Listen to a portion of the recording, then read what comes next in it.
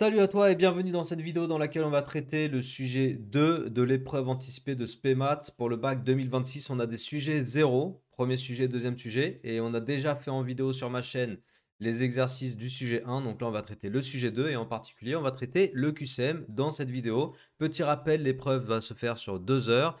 La calculette n'est pas autorisée, donc tous les calculs doivent être faits de tête. Et on est parti pour cet exercice QCM. Comme d'habitude, tu mets la vidéo sur pause, tu fais les questions par toi-même et ensuite tu te corriges avec ma correction. Pas que la bonne réponse, hein, tu dois également vérifier le raisonnement. Il faut que ton raisonnement soit correct. C'est parti, let's go. Donc la question 1, c'est une histoire de probabilité. On a un arbre de proba avec des probas conditionnels. On va compléter l'arbre déjà sur ce qu'on peut compléter. Donc ici, la proba, c'est 0,6 parce que 0,6 plus 0,4 égale 0,1. Ici, c'est 0,7. Ici, c'est 0,1. Alors, il me demande quoi? Il me demande la probabilité de l'événement B. Et on a les 4 possibilités. Pour la probabilité de l'événement B, je vais écrire ici quelques petits éléments. On applique la formule des probabilités totales. Sur le QCM, on ne te demande pas de justification. En revanche, je mets quand même des calculs qui correspondent au raisonnement qu'on doit effectuer au brouillon pour aller chercher la bonne réponse. Donc la formule des probabilités totales, pour avoir B, je fais la probabilité de ce chemin-là, donc 0,4 fois 0,3, plus la probabilité de ce chemin-là, donc 0,6 fois 0,1.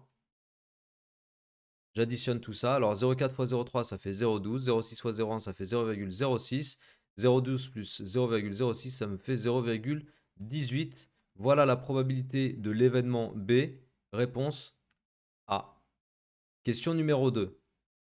Une tablette coûte 200 euros. Son prix diminue de 30%. Le prix après cette diminution est une histoire de pourcentage. Donc le coefficient multiplicateur, c'est 1 moins 0,3. Puisqu'on a une diminution de 30%, ça me fait un coefficient multiplicateur de 0,7. Je prends le prix de départ, 200. Je multiplie par 0,7. Donc 7 fois 2, 14. Et après, je vais avoir un 140. Voilà. Donc 140, c'est le prix de ma tablette après la diminution de 30%, 140 euros. On est bon? Allez, question numéro 3. Une réduction de 50% suivie d'une augmentation de 50% équivaut à. Alors là, ce genre de question, il faut être très rigoureux. Je pars de X, j'ai une augmentation de 50%. Ça veut dire que j'ai un coef multiplicateur égal à 1,5. Un premier que j'appelle CM1. J'obtiens donc 1,5x. Et ensuite, sur ce prix-là, j'ai une diminution de 50%. Ah non, pardon, c'était réduction dans un premier temps. Ok. Donc j'ai d'abord une diminution de 50%. Mon premier coefficient multiplicateur, c'est 0,5. Et ensuite, j'obtiens donc le nombre 0,5x. Et 0,5x va subir une augmentation de 50%. C'est-à-dire que je vais avoir un deuxième coefficient multiplicateur qui sera égal à 1,5. Et que j'applique à qui? Que j'applique à mon 0,5x. Résultat final, qu'est-ce que j'ai ici? Eh bien, j'ai 0,5x multiplié par 1,5. Autrement dit, j'ai 1,5 fois 0,5 fois x. Alors, quand on n'est pas à l'aise avec les calculs en décimales, qu'est-ce qu'on peut faire? On peut passer en fraction. 1,5, c'est 3 demi. 0,5, c'est 1 demi. Et 3 demi fois 1 demi, ça me fait 3 quarts. Et 3 quarts, c'est 0,75. Ça veut dire quoi? Ça veut dire que grosso modo, je suis parti de x et j'obtiens au bout de l'histoire 0,75x. À quoi ça correspond? Ça correspond à une diminution de 25%. D'accord? Le piège ici, c'est de croire que quand tu diminues de 50 et que derrière tu augmentes de 50, c'est comme si c'était rien passé. C'est pas le cas. Les pourcentages, ça fonctionne avec des multiplications. Donc il faut vraiment voir le processus intégral comme moi je te l'ai montré à l'instant, pour vraiment comprendre ce qui se passe entre ton point de départ et ton point d'arrivée après de multiples diminutions ou augmentations successives. Ok? Donc il nous propose une réduction de 25% ici. C'était effectivement la réponse B. Dans un lycée, le quart des élèves sont internes. Parmi eux, la moitié sont des filles. La proportion des filles internes par rapport à l'ensemble des élèves du lycée est égale à. C'est une question super intéressante encore, qu'on peut traiter en proba conditionnel.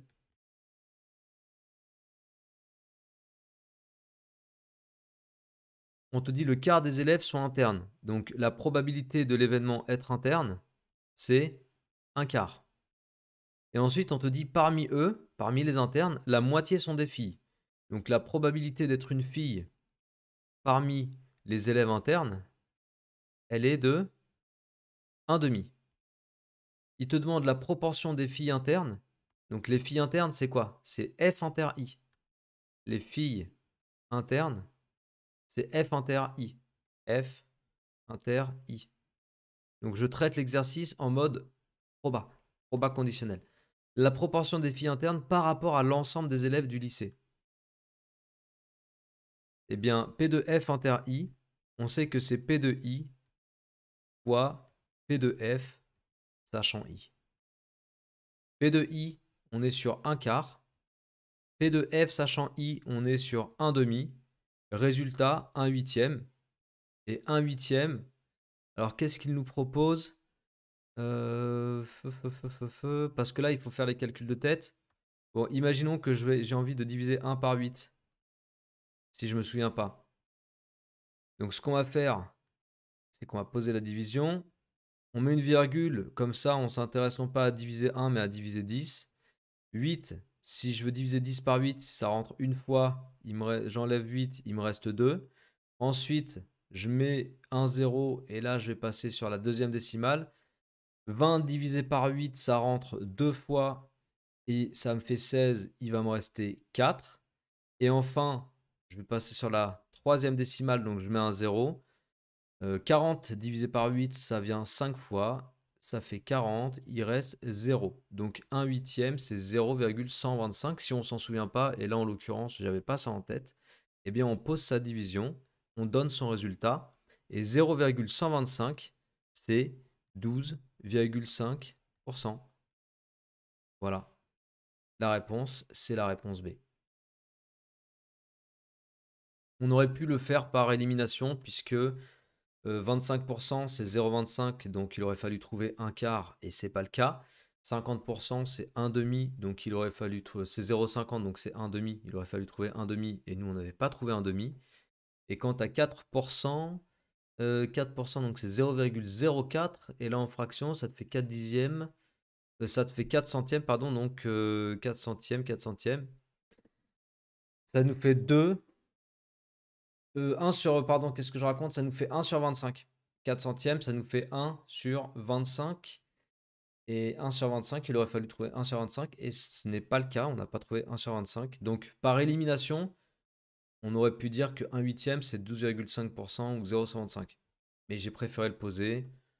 Comme ça, on est complètement sûr de ce que l'on fait. Question numéro 5. On considère le nombre n égale 10 puissance 7 sur 5 au carré. Il nous demande une écriture de n. Alors, je regarde rapidement ce qu'on peut faire. Pop, pop, pop.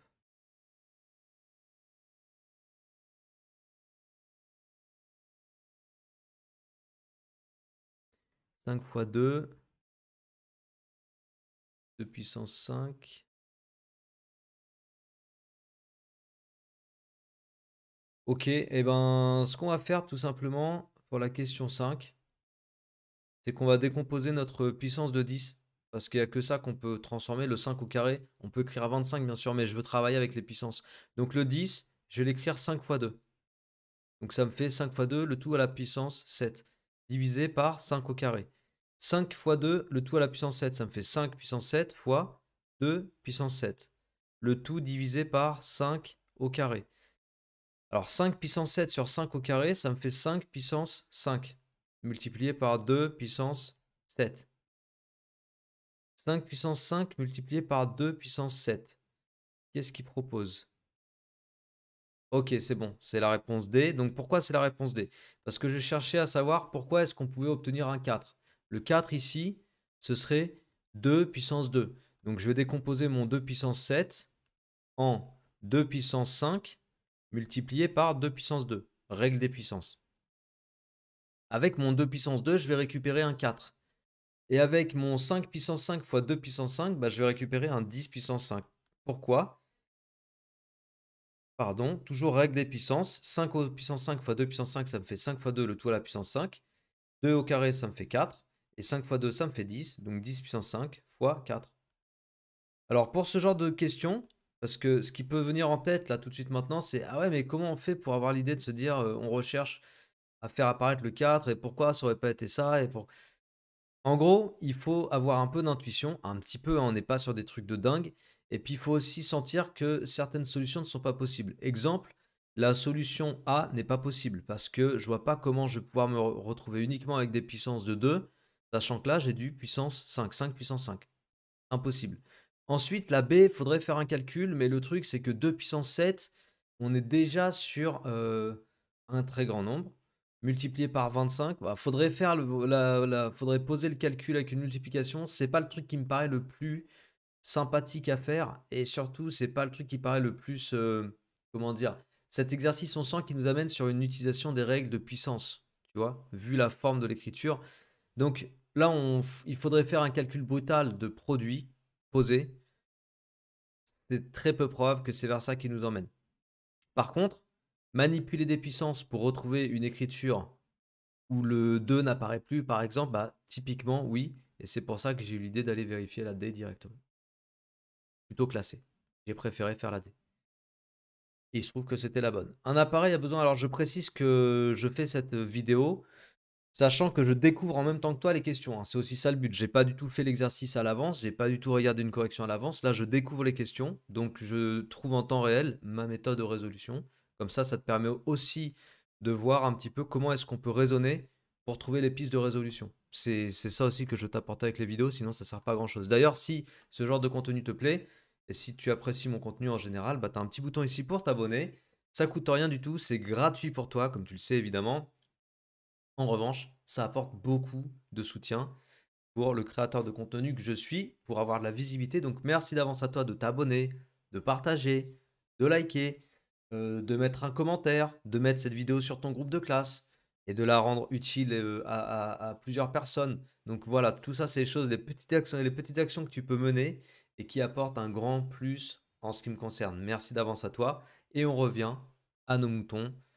Nos moutons mathématiques. Donc, question numéro 6. Un appareil a besoin d'une énergie de 7,5 10 puissance 6 joules pour se mettre en route. À combien de kilowattheures cela correspond-il? Et on te donne ici le rapport de conversion. Donc, c'est un produit en croix. 1 kWh, c'est 3,6 fois 10 puissance 6 joules. Et nous, on va vouloir convertir 7,5 fois 10 puissance 6 joules. On cherche combien de kilowattheures. Donc 7,5 fois 10 puissance 6 multiplié par 1 et divisé par 3,6 fois 10 puissance 6. Déjà directement, je simplifie par 3,6 et je me retrouve avec 7,5 sur 3,6. Alors ce que je peux faire ici, c'est d'écrire 75 sur 36. 75 sur 36, ça va pas faire 0,5. Ça, c'est sûr. Est-ce que ça peut faire 5,3? 5,3 fois 36, très peu probable que ça fasse 75. A priori, on partirait plus sur le résultat 2,08. Si on a vraiment, vraiment besoin de trouver la bonne réponse, c'est la même chose que je t'ai dit tout à l'heure. On va poser notre division, 75 divisé par 36. Alors, dans 75, combien de fois 36? Il va rentrer deux fois. 2 fois 36, ça fait 72. Hop. Et il va me rester 3.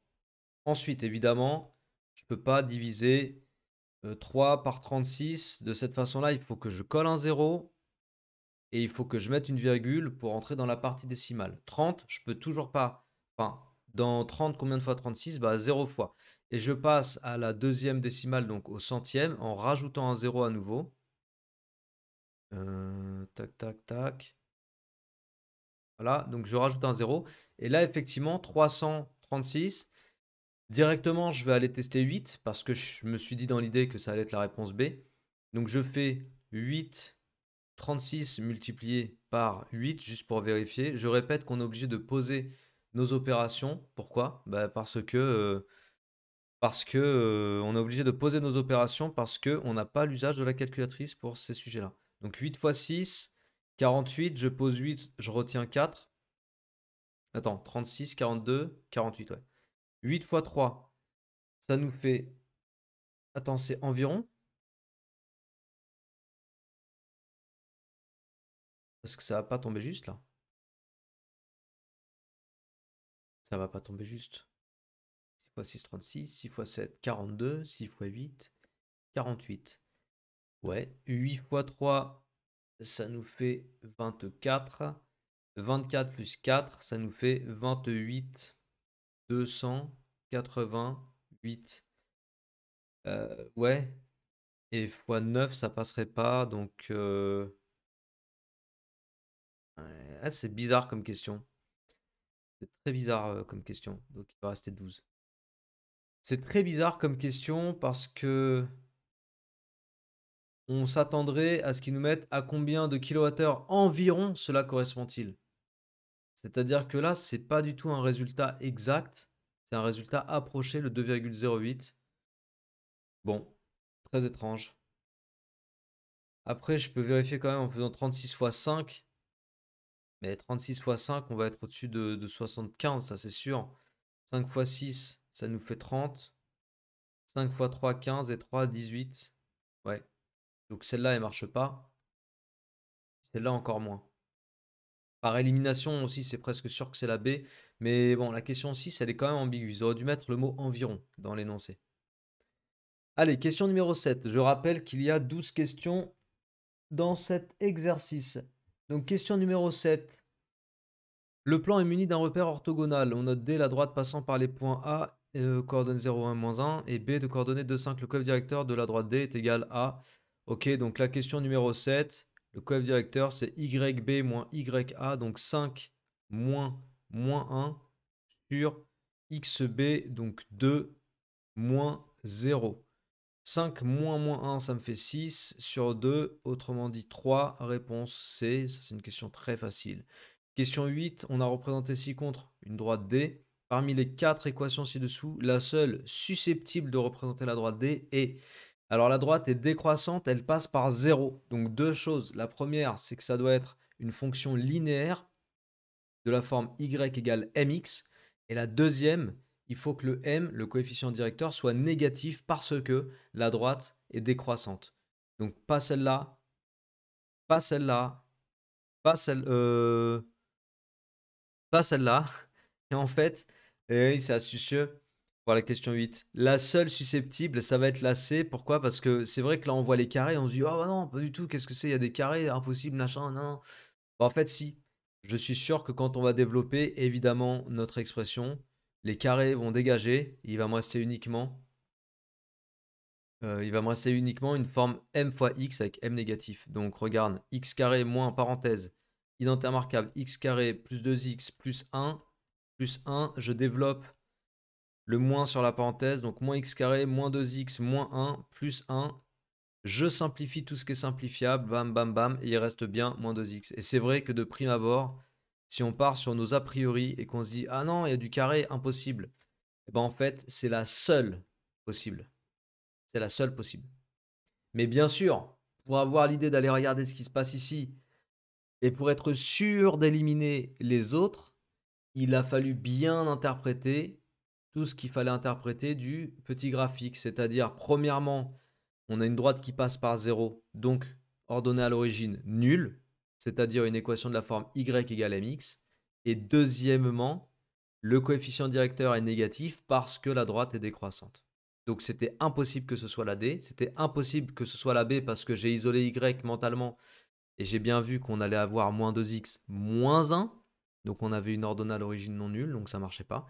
Et puis celle-là, y égale 2x, on a bien une ordonnée à l'origine nulle, mais par contre, y égale 2x, coefficient directeur positif, c'est pas compatible avec une droite décroissante.